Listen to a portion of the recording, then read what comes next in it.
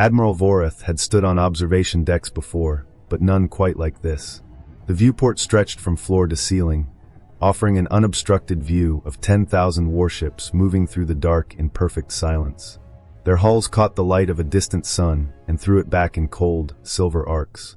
3 weeks out of the Imperial shipyards, the fleet moved like a single living thing, disciplined, vast, unstoppable. Vorath clasped his scaled hands behind his back and allowed himself a slow breath. Human space was close now. He could almost feel it. The intelligence reports had been thorough. Humanity occupied a handful of systems, their largest colony clinging to a single temperate world. Their ships were modest, their weapons conventional.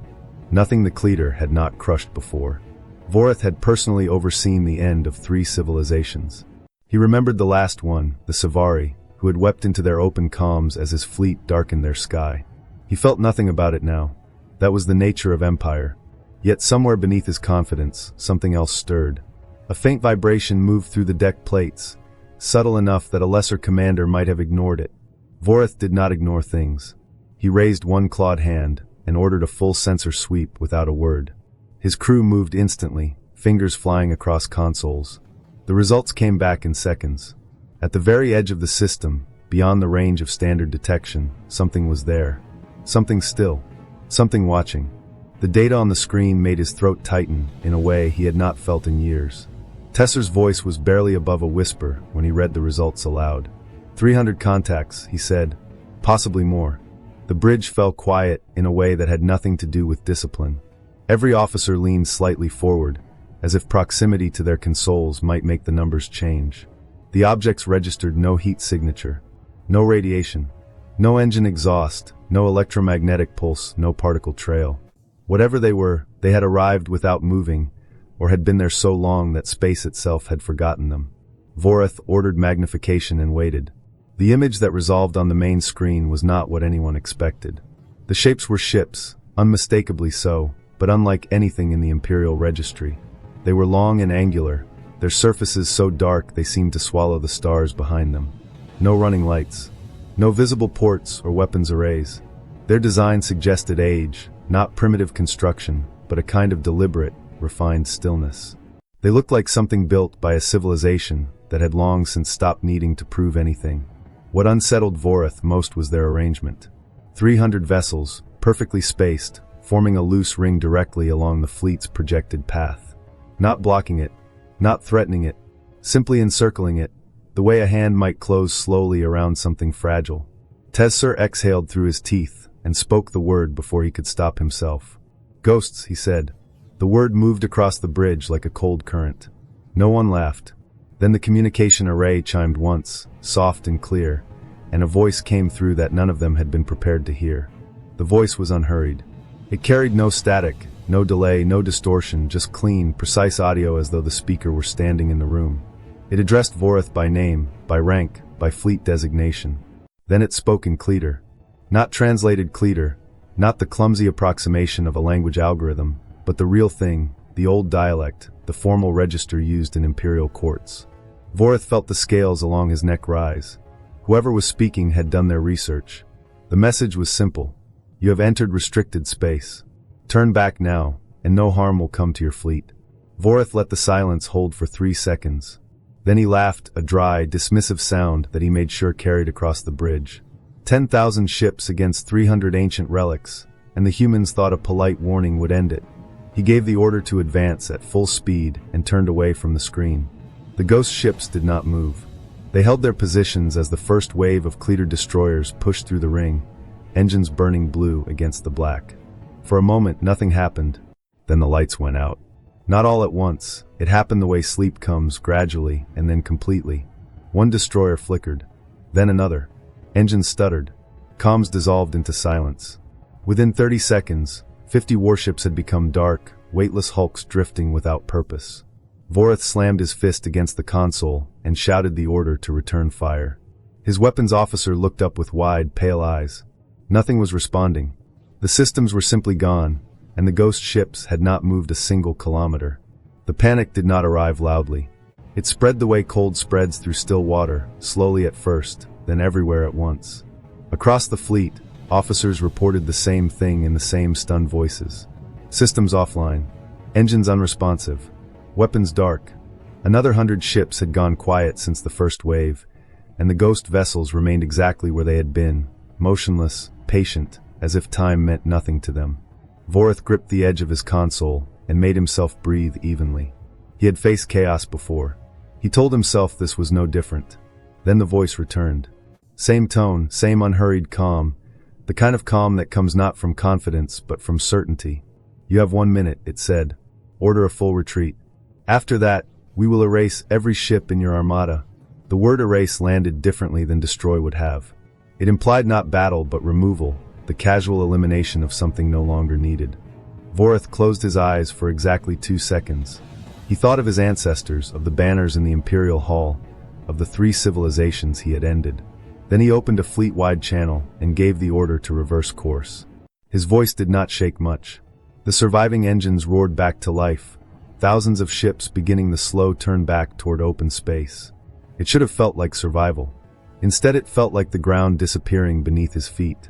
Because as the first ships completed their turn, the ghost fleet finally moved, drifting forward with the unhurried ease of something inevitable, and wherever they passed, Kledor's ships did not explode or burn. They simply ceased to exist, leaving nothing behind but silence and the faint hum of space that had already forgotten them. Vorath had seen ships destroyed before. He had watched hulls crack open and spill fire into the vacuum, had observed the slow tumble of wreckage across scanner feeds while his crew cheered. Destruction had a shape to it, a sound, a residue. What he watched now had none of those things. The outer edges of his fleet simply stopped existing. One moment a warship occupied a coordinate in space. The next moment, the coordinate was empty. No debris field. No heat bloom. No emergency beacon cutting through the silence. The sensor logs recorded nothing but clean, unremarkable void where fully armed vessels had been seconds before. Thrax, his second in command and the oldest soldier he had ever trusted, moved to his side and suggested firing blind in all directions, missiles, pulse cannons, anything. Vorath gave the command without hope. Nothing happened. The launch systems returned no response, no error, no status. They were simply off, the way a candle goes out in still air. The Ghost Fleet's field had reached into every circuit on every ship and quietly switched off the lights. The Kledor Armada, 10,000 strong and the pride of an empire, was now blind, deaf, and completely without teeth. Vorath stood very still and let the truth arrive without rushing it. The humans had not built a fleet. They had built something with no name in his language, a mechanism not for fighting but for unmaking. 2,000 ships were already gone, and the sentinels had been moving slowly the entire time. Whatever came next, the Empire would need to hear about this. The ghost ships stopped advancing exactly 1 light minute from Vorath's flagship, their black hulls hanging motionless against the star field like punctuation at the end of a sentence. The silence that followed felt deliberate, as though the humans on the other end of the communication line were giving him a moment to collect himself. Then the voice returned, and it was quieter than before, not softer out of weakness, but the way a person speaks when they no longer need to raise their voice to be heard. The numbers it offered were precise. 2,147 vessels erased. 8,000 remaining. The voice said they could continue, or Vorath could listen. He opened his mouth, closed it, then said the words with as much dignity as he could assemble. He was listening. What the voice described dismantled every assumption he had carried into this system. The Ghost Fleet was not a fleet. It had no crews, no commanders, no supply lines. A century ago, during a conflict the humans had apparently decided not to advertise, they had constructed a network of automated sentinels spread across the entire perimeter of their space. Each one carried a quantum entanglement core, a device capable of temporarily severing the atomic bonds inside any vessel that crossed into range. The effect was total and immediate, and the 300 sentinels he had seen represented only the ones positioned along this particular corridor. The full network numbered 10,000, encircling human space in every direction. The Kledor had not entered a battlefield. They had walked, with great confidence and 10,000 warships, directly into a cage. The question had been sitting at the back of Vorath's throat since the first ship vanished. He asked it plainly, without armor around it. Why had they not erased everything from the start? The voice took a moment before answering, and in that pause Vorath heard something he did not expect. Not hesitation, but consideration. The sound of someone choosing their words because the words actually mattered to them. "We are not conquerors," the voice said. "We are protectors. You were given a warning. You chose to disregard it. You were given an ultimatum. You retreated too slowly. We have shown you what we are capable of. And now," the voice continued, "you must make one final choice." Vorath waited. Around him, his bridge crew stood motionless, no one willing to breathe too loudly. The terms were straightforward. Turn the remaining ships around. Return to Kledor space. Bring the Empire's leadership a full account of what had been witnessed here. And never approach human territory again, not this generation, not the next. Because if the Kledor came back, the voice said, there would be no sentinels drifting into view, no comm transmission, no carefully measured demonstration of force. There would be only the same clean, unremarkable emptiness that had swallowed 2,000 ships, applied without pause to everything that remained. Vorath looked at the dark shapes holding their positions in the void. He thought about conquerors and protectors and the difference between the two. Then he gave the order to retreat, and meant it completely. 8,000 ships turned together, their engines building to full burn, pushing the armada back toward the jump corridor and the long road home. Vorath stood at the viewport and watched the sentinels shrink behind them, their black surfaces dissolving into the surrounding darkness until he could no longer tell which shapes were ships and which were simply the absence of stars. He found himself wondering how many others had come this way before. How many empires had pointed their finest fleets at humanity's quiet borders, certain that silence meant weakness, certain that no patrol meant no defense. How many of them had simply never returned, their disappearance logged as a mystery, the truth buried somewhere in the unremarkable emptiness between systems. The galaxy had always found humanity's borders oddly peaceful. No territorial skirmishes, no border incidents, no raiding parties probing the edges for soft spots. Other species had attributed it to human passivity, to a civilization content to keep to itself. Vorath understood now that the quiet had a different explanation entirely. The humans did not patrol because they did not need to. Their sentinels handled it, patiently and permanently, without fanfare. Tessar spoke from his console in a careful voice. "Admiral," he said, "the sentinels are following us." Vorath checked the display. 300 black shapes had resumed their slow drift, maintaining exactly 1 light minute of distance behind the retreating armada. Not closing, not threatening, simply present, the way a shadow stays with you through every change of direction. They were not pursuing. They were escorting, making certain the Kledor left completely, and perhaps ensuring that every surviving officer carried the memory of this day, somewhere they could not set it down. The jump back through Imperial space felt longer than it was. Vorath stood at the viewport for most of it, watching the star field shift and settle, trying to find the right words for what he had seen. There were no right words. He arrived at the Imperial Council chamber still pale beneath his scales, the color having drained out of him somewhere in the dark between systems and not yet returned. He told them everything. The sensor readings that made no physical sense. The slow loss of power spreading ship by ship through the outer fleet. The erasure, that clean, total, silent removal of vessels that had simply stopped occupying space. The voice, patient and precise, speaking his language better than some of his own officers. He described it all without embellishment, because embellishment would have made it sound less real, and it was already difficult enough to believe. The council laughed. Not all at once, it started at the edges and moved inward, the way mockery usually does. An old admiral named Zorath rose from his seat and addressed the room rather than Vorath directly, which was its own kind of insult. He used the words coward and hallucination with the comfortable ease of someone who had never been wrong about anything important. 15,000 ships, he announced. He would go himself and end this embarrassment. Vorath asked him to wait. Zorath walked out. That night, alone in his quarters, Vorath stared at the stars and remembered the exact phrasing of the human's final warning. By morning, he had been arrested for treason. He sat in his cell and felt something close to peace. He already knew what was coming, and there was nothing left for him to do about it.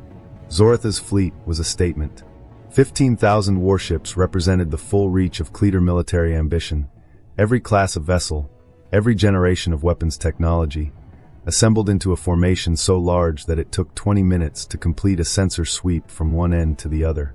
At its center rode the Empire's Fury, a dreadnought so massive that it carried its own complement of escort vessels the way a planet carries moons.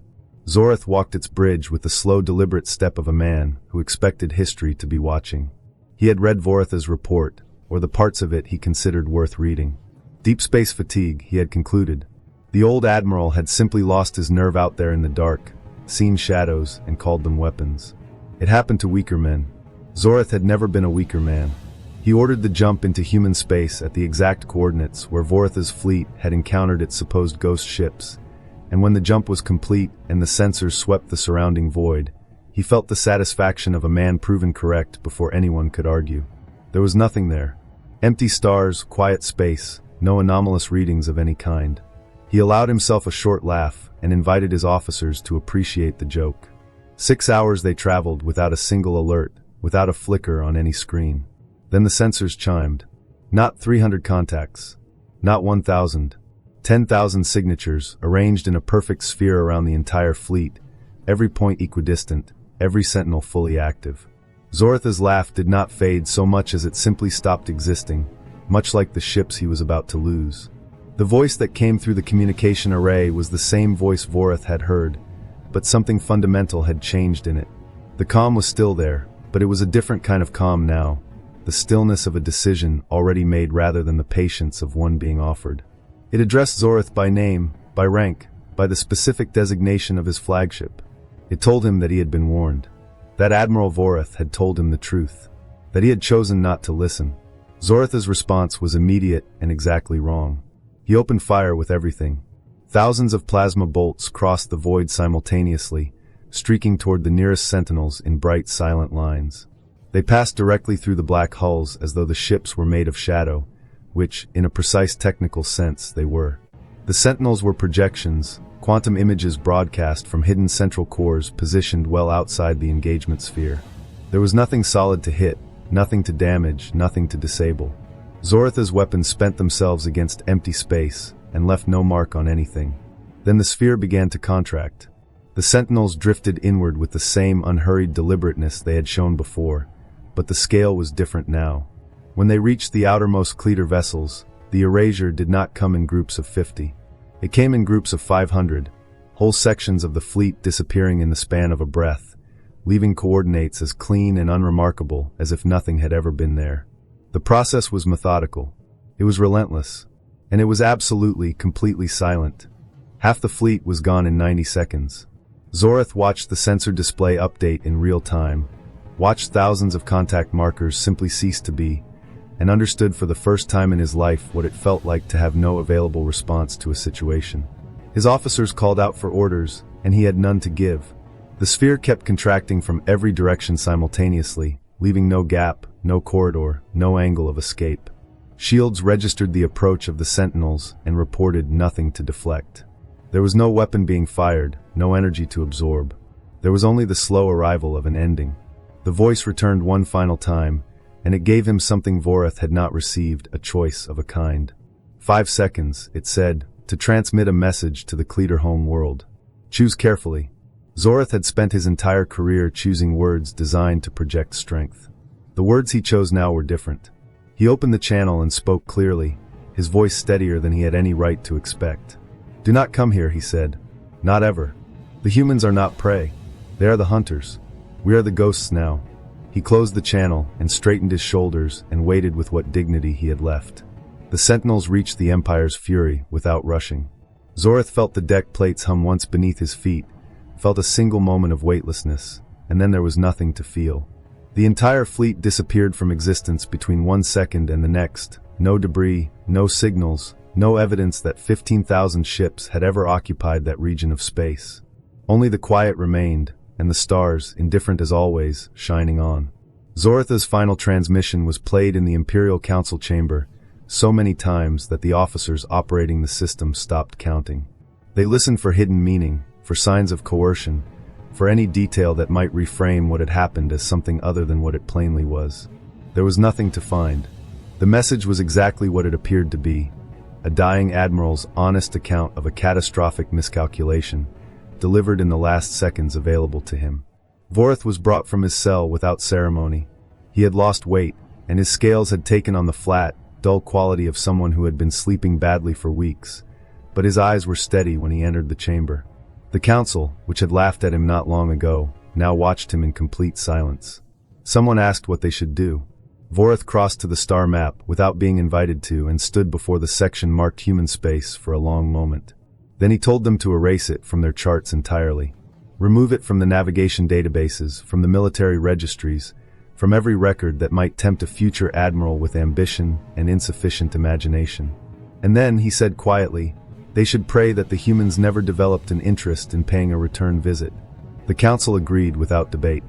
The Kledor Empire pulled back from that region of the galaxy, and in the years that followed, let the story travel where stories travel, through trade routes and diplomatic channels and the careful conversations of species who shared borders with powers they did not fully understand. Some who heard the warning took it seriously. Others decided that the Kledor had simply lost their nerve. Those species were never heard from again, and their silence became its own kind of warning, passed along to the next civilization willing to listen. Humanity's borders stayed quiet, watched over by sentinels that required nothing from anyone except the basic courtesy of being left in peace. The Kledor were not the only ones paying attention. In a frozen nebula far from human space, in a region of the galaxy old enough that even its darkness seemed to have settled into something permanent, a species called the Veth had been watching the entire encounter from the moment the first Kledor scout entered the system.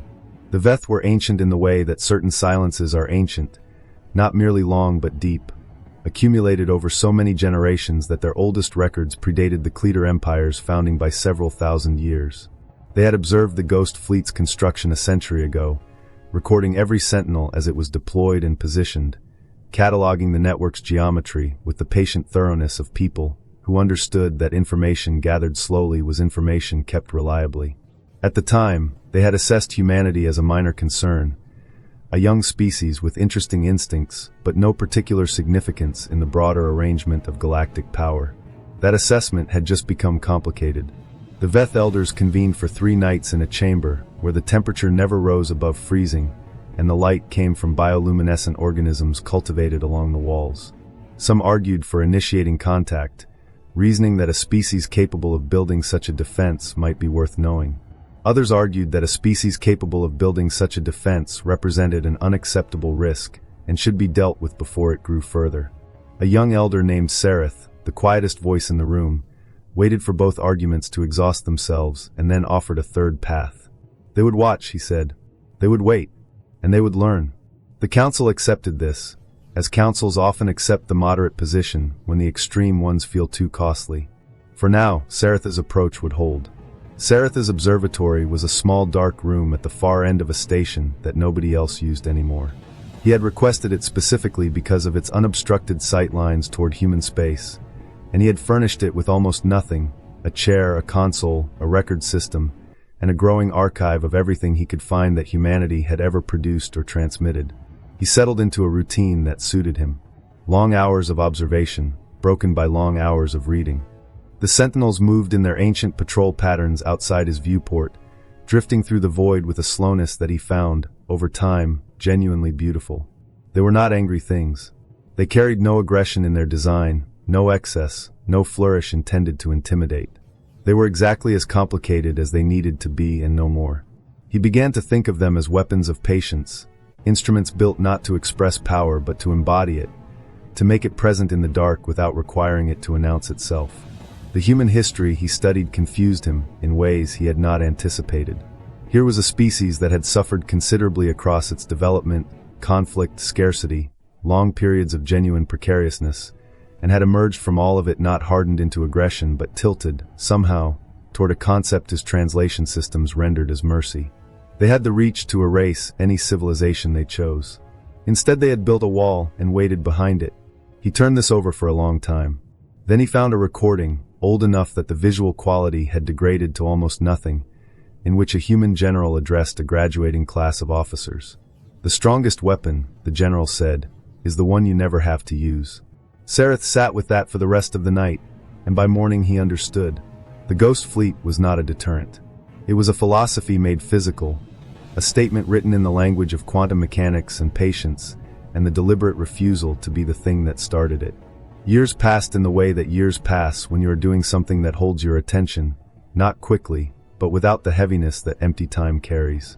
Sareth watched minor species test humanity's borders and disappear. He watched new sentinels join the network, added one by one at irregular intervals, each one slipping into its position in the larger pattern with the quiet precision of a word placed correctly in a long sentence. The fleet grew and said nothing about its growth. It simply became, incrementally, more complete. What Sareth had not anticipated was the feeling that developed alongside his observations. It arrived slowly and without invitation, and he recognized it only in retrospect for what it was. He had grown fond of them. These small, fragile, improbable creatures who had decided, at some point in their history, that the correct use of overwhelming power was restraint. They wanted nothing from the galaxy except to be allowed to continue existing in the piece of it they had chosen. He found that straightforward in a way that very little else in his long experience had been. One night he made a decision that broke a rule the Veth had held for longer than most civilizations had existed. He composed a message and aimed it at the nearest sentinel, keeping it short because brevity felt appropriate. "We see you," he wrote. "We respect you. We would like to talk." Then he waited, which was the thing he had always been best at. For 3 weeks, the void returned nothing. On the 22nd day, the console chimed once. Sareth leaned forward and read the reply. It had not come from a human. It had come from a sentinel. A single word, clean and precise, and carrying within it every question that mattered. Why? Sareth spent 7 days on his response. He had composed diplomatic transmissions before, careful, layered things designed to reveal as little as possible while appearing open, but he did not want to write one of those. Whatever came next between his people and humanity would be built on whatever he wrote now, and he wanted the foundation to be honest rather than elegant. He kept the message short and said exactly what he meant. He told them that the Veth had been watching for a century, that they had observed the Ghost Fleet's construction from the darkness and said nothing, and that the silence had been a kind of cowardice dressed as caution. He told them that in all his years of study, he had encountered no other civilization that possessed the capacity for total dominance and had chosen, deliberately and consistently, not to exercise it. That choice, he wrote, was not weakness. It was the rarest form of strength he had ever documented. He said the Veth wished to learn from it. He sent the message and settled in to wait, expecting weeks. The reply arrived in hours. The voice that came through was human, warm and slightly tired, carrying the particular quality of someone who had been doing careful work for a long time. It said that humanity had built the Ghost Fleet out of fear, not wisdom. Fear of the dark between stars, and fear of what they might become if they moved through it too quickly and too confidently. They were not wise, the voice said. They were cautious, but they were also, and the admission came simply and without self-pity, lonely. If Sareth's intentions were genuine, they were welcome to send one ship, unarmed, to a set of coordinates that followed. Sareth read them twice. They led to a quiet star at the very edge of human space. He sat back in his chair and, for the first time in years, smiled. The Veth Council debated for a month. This was considered swift by their standards. Several elders argued that the invitation was a sophisticated trap, that a civilization capable of building 10,000 invisible sentinels was certainly capable of constructing a convincing gesture of goodwill. Others argued that the opportunity was historic, and that the cost of missing it would compound across centuries in ways impossible to calculate. Sareth presented his case quietly, and waited for the room to reach its own conclusion. In the end they agreed, one vessel, carrying no weapons, equipped only with sensors and a communication array. Sareth asked to captain it himself, and no one objected. The ship was called Seeker, which felt right. The journey took 6 weeks through empty space, and Sareth spent most of it reading, adding to his archive of human thought, preparing himself in the only way he knew for something he could not fully anticipate. As Seeker approached the designated coordinates, he looked up from his console and found the viewport filled with something he had not expected. The Ghost Sentinels, hundreds of them, were moving. They drew apart slowly and with great precision, opening a corridor through the defensive sphere, a passage wide enough for one small ship, lined on either side by the ancient black hulls that had erased 2 entire Kledor fleets without raising their voice. At the end of the corridor floated a station, modest in scale, its hull marked with lights that burned amber and white in the dark. A single docking port faced outward like an open hand. The human voice that greeted them was unhurried and genuinely warm. "Welcome to the threshold," it said. "Please dock whenever you are ready. We have tea." Sareth did not know the word. He looked it up quickly and found only partial translations, none of them quite adequate. But the tone in which it had been offered told him everything the dictionary could not. He guided Seeker gently into the port, and felt something he recognized after a moment as hope. The humans were smaller than he had imagined. He had spent a century studying their history, their philosophy, their capacity for both careful restraint and profound feeling, and had constructed in his mind something larger than what greeted him when the airlock opened. They were slight and warm-blooded, with expressive faces that shifted through states too quickly for him to catalog at first. Their leader was a woman named Alara, and she met him at the threshold of the station's main room with a ceramic cup held in both hands, offered forward with a simplicity that required no translation. The tea tasted of flowers and something darker underneath, rich and grounded like earth after rain. Sareth drank it slowly and paid attention to every element of the sensation because it seemed important to remember this moment accurately. Alara spoke first, and her question surprised him. She asked why the Veth had not helped when humanity was afraid. The centuries of isolation, the long silence of the dark, had no one seen that and thought to reach out? Sareth answered without deflecting. They had been afraid too, he said. Afraid of what humanity was, and more afraid of what it might become. Alara absorbed this without offense and asked simply, "And now?" Sareth looked through the viewport at the ghost sentinels drifting in their slow, ancient patterns beyond the station hull. He had watched them for so long that their movement felt familiar, almost like breathing. He told her that he had spent a long time thinking of them as walls, as the boundary of something closed. But he understood now that he had been reading them incorrectly. They were doors, he said, kept shut not out of hostility, but out of patience, waiting for someone to approach them correctly, without weapons, without demands, without anything except the willingness to ask. Alara looked at him for a moment with the particular expression he had come to associate with humans processing something they found genuinely pleasing. Then she said that they should open them together. Outside, the sentinels continued their quiet patrol through the dark, and somewhere deeper in human space, across 100 years of careful watching, something that had been waiting began, at last, to turn toward the light. The people who greeted Sareth in the threshold's common room did not carry themselves like soldiers. He had expected something harder, the bearing of people accustomed to making decisions about erasure, about the survival of their species in a galaxy that had twice sent fleets to end them. Instead, he found a historian who had spent 30 years cataloging the construction of every sentinel in the network. An engineer who could describe the quantum mechanics of atomic unbinding with the same gentle enthusiasm she used when explaining what went into a good cup of tea. An artist who had painted the ghost fleet from memory, canvas after canvas, because he said it was the only way he knew to understand something too large to hold in his mind all at once. Alara told him about the keepers while the station turned slowly against the dark outside. A small group, she said, self-selecting across generations, each one chosen for temperament as much as expertise, people who could carry a secret of this size without being changed into something unrecognizable by the weight of it. They had built the network quietly, over decades, without announcements or ceremony. And then they had waited, not knowing whether the sentinels would ever be activated, not knowing whether the thing they had built would one day matter, or simply drift forever through the void as monuments to a fear that never arrived. When the Kledor came, the keepers had activated the network for the first time. Alara paused here, and Sareth noticed something careful in the pause. They had been terrified, she said. Every one of them. Because until that moment the ghost fleet had existed only in theory, and theory is a much easier thing to be responsible for than consequence. Sareth asked how many humans knew. Her smile carried something tired behind it. A few thousand, she said. The rest of humanity had heard rumors across the years, fragments and whispers that had settled into folklore, into the comfortable category of things that might be true but probably weren't. The keepers had allowed this, had in certain quiet ways encouraged it, because people who believed the ghosts were myths slept without the particular heaviness that came from knowing exactly how close the edge had been, and how many times something invisible had held them back from it. Sareth sat with this for a moment. The sentinels outside continued their slow, indifferent drift. They protected the borders of human space, yes. But they protected something else too, the ordinary texture of human life, the daily assumption that the dark was simply dark and nothing more. The burden of knowing had been carried by a few thousand people, so that billions could remain unbothered by it.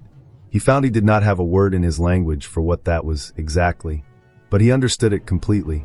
The threshold station was shaped like a ring, narrow enough that you could walk its full circumference in 20 minutes at an easy pace.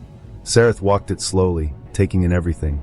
The windows along the outer wall faced the stars continuously, so that wherever you stood you had the dark beside you, present but contained, held at a comfortable distance by a few centimeters of transparent material and the warmth of the air inside. He found the contrast deliberate and right. Humanity had always kept the dark close, he was learning. They just preferred to look at it from inside somewhere lit. Children moved through the corridor ahead of him, chasing each other between the legs of a researcher who accepted the disruption without complaint. Along one curved wall, planters held greenery under artificial light, broadleaf things that seemed entirely unconcerned with the fact that they were growing in a station drifting at the edge of monitored space. And then the library, an entire room given over to physical books, their spines arranged in colors along shelves that had been bolted to the wall with obvious care. Sareth had not seen a physical book outside of historical archives. The Veth had moved past them so long ago that the transition had been forgotten rather than recorded. Ilara walked beside him and answered questions he had not yet thought to ask. The station had been built as a place of hope as much as function, she said. A reminder that whatever the keepers were protecting, it was not only borders but everything that happened inside them. She told him they sometimes stood at these windows and wondered who else was out there, watching the same stars from other directions. They had wanted to reach out for a long time, but wanting and being ready were different things, and the darkness had never felt quite trustworthy enough to take the first step into. She placed a hand on his arm lightly, the way someone touches something they want to be careful with. He was the first to knock, she said, and she thanked him for it. Sareth stood very still. Somewhere in his chest, in a region of his biology he had not consulted in a very long time, something gave way quietly.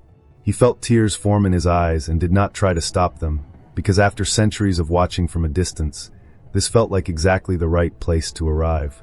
They spent 3 days at the table and around it, in the library and the common room and the narrow corridor where the plants grew toward their artificial sun. The exchange was not structured. It moved the way good conversations move, following interest rather than agenda, doubling back, pausing when something needed to be sat with before it could be discussed further. The Veth offered what they had accumulated across millennia: the broad shape of galactic history, the rise and disappearance of empires whose names had otherwise been lost, the location of other species living quietly at distances that had kept them safe from the conflicts that consumed more ambitious civilizations. Sareth watched the humans receive this with a hunger that was not greedy but genuine, the particular attention of people who had been working with incomplete information for a long time and were only now understanding how much had been missing. What the humans offered back was harder to categorize. Art came first, and music, and the long tradition of story that had carried their culture across generations before any of their technology was sophisticated enough to do it for them. Sareth absorbed all of it carefully, but it was forgiveness that stopped him. He asked Ilara to explain it, not the concept, which his translation systems handled adequately, but the practice of it. How a species that had twice been targeted for annihilation could speak about second chances without irony. Ilara considered the question with genuine seriousness before answering. Hatred, she said, was simply too expensive to maintain. It required constant energy and returned nothing useful. And every species, in her view, deserved at least one opportunity to make a different choice. The Kledor had been given that opportunity, and most had taken it. Sareth asked about the ones who hadn't. Her expression settled into something quieter. They had made their own choice, she said, and the ghosts had answered accordingly. The ghosts did not forgive. That was not what they were built for. But the living, the actual breathing, feeling people behind the network, they could choose something different. They had decided a long time ago that mercy was worth the risk it carried. Sareth recorded every word, not because he doubted his memory, but because some things deserved to be written down. On the morning of his departure, Ilara brought him something small wrapped in a square of soft cloth. He unfolded it carefully and found a seed, dark and smooth, no larger than the tip of his smallest finger. She told him it came from a tree called a willow, one of the oldest cultivated species on the human home world. She said he should plant it somewhere quiet when he returned. It would take time to establish, she said, and it would weep. The branches naturally drooped, giving the tree its characteristic look, as though it were always in the middle of a slow, peaceful bow. But the roots would go deep, far deeper than the surface suggested, and no reasonable wind would take it down. That, she said, was who they were. They bent. They did not break. Sareth closed his hand around the seed, and held it the way you hold something you intend to carry a long distance without losing. He promised her a garden on his home world, a quiet plot reserved for things worth remembering, and she nodded as though she had expected nothing less. The Seeker undocked smoothly, and Sareth watched through the viewport as the threshold grew small behind him. The ghost sentinels parted again as they had on his arrival, opening the corridor home with the same unhurried precision, and he watched them close again behind the ship once Seeker had passed through. He kept his eyes on the station until it was indistinguishable from the stars around it. He had come here expecting to find power. He had found it, the network, the sentinels, the quiet architecture of a defense so complete that two empires had walked into it and ceased to exist. But the power was not the point. The point was everything the power had been protecting. The messy interior of that small ring-shaped station, the children and the books and the plants, the historians and artists who had volunteered to be the first faces of their species. Humanity's strength was not the ghosts. It was their absolute refusal to become one, to remain present, emotional, rooted, and stubbornly, impractically hopeful. Sareth held the seed in his closed hand the entire way home. Alara stood at the viewport and watched the Seeker until it jumped, and then she watched the place where it had been for a little while longer. The ghost sentinels moved back into position with their customary patience, resealing the corridor as though it had never opened, leaving the star field smooth and uninterrupted and exactly as it had always looked from the outside. Quiet, unremarkable, safe. She thought about the seed Sareth was carrying home through the dark. She thought about the garden he had described, a plot on a world she would never see, tended by hands that were nothing like hers, in soil under a sun a different color than the one she had grown up with.